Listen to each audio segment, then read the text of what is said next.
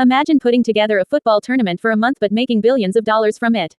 Every 4 years, the FIFA World Cup becomes the most watched sporting event on Earth. More than 5 billion people watch it worldwide. But here's the crazy part: a single tournament brings in more than $7 billion for FIFA, the organization behind it. So, how is it that a football tournament brings in more money than many global businesses? Today we're breaking down the secret business model of the FIFA World Cup.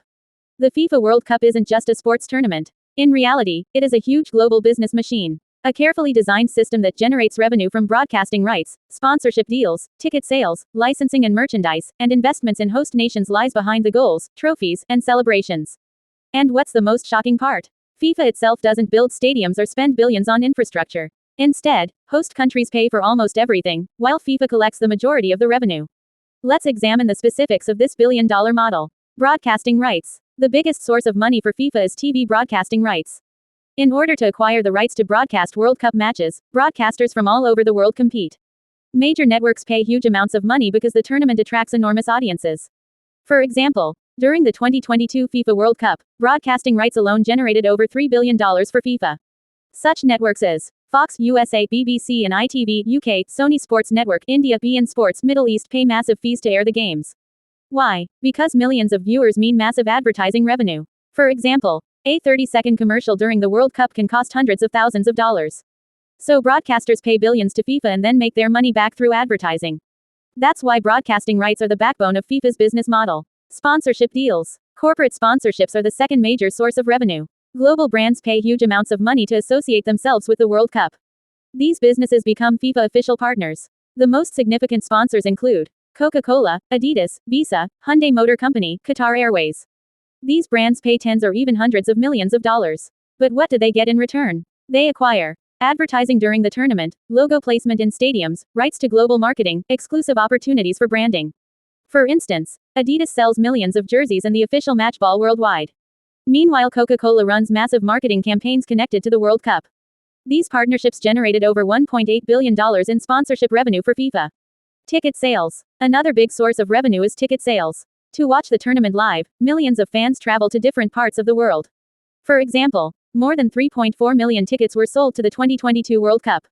Prices for tickets vary greatly. Matches at the group stage, $70 to $200, matches by knockout, $300 to $1,000, last-minute tickets, up to $1,600 or more. This generates hundreds of millions of dollars. However, here's something intriguing. When compared to sponsorship and broadcasting deals, ticket sales actually generate significantly less revenue. Still, it adds another massive income stream for FIFA. Licensing and merchandise. Through licensing and merchandising, the World Cup generates significant revenue as well. FIFA charges companies to use World Cup branding on goods like soccer balls, jerseys, video games, garments, toys. For example, the video game series FIFA video game series by Electronic Arts became one of the most successful sports games ever. Numerous millions of jerseys from teams such as Brazil, Argentina, Germany are sold worldwide. FIFA receives royalties for each product. FIFA's revenue rises by hundreds of millions more as a result. The hidden genius: host country investment. The most fascinating aspect of the business model can be found here. The host country spends tens of billions of dollars preparing for the World Cup.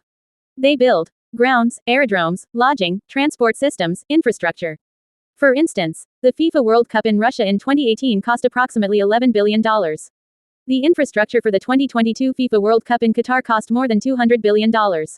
But FIFA itself, when compared to the host nations, it spends very little. This means FIFA receives the revenue, while host countries cover most of the costs. Why are nations still interested in hosting it? Because they hope to gain the rise of tourism, global exposure, economic development, national prestige. Prize money and distribution. FIFA returns a portion of the billions it earns to teams. For instance, at the World Cup in 2022, total prize pool, $440 million. Breakdown. Winner, $42 million. Runner-up, $30 million. $27 million came in third place. International football development programs are also supported by FIFA. These programs assist with youth academies, smaller football associations, community football. This helps FIFA grow football globally, which eventually increases its future revenues. Why the World Cup is so profitable? Because it combines three powerful factors. Global audience. There are few sporting events that reach as many people. The World Cup draws more viewers than even the Olympic Games. Scarcity. There is only one tournament every 4 years. The demand and anticipation are enormous as a result. Emotional connection. Football fans are extremely ardent. National pride drives viewership, merchandise sales, and engagement. So when you watch the FIFA World Cup, you're not just watching football. You're watching one of the most successful business models in sports history.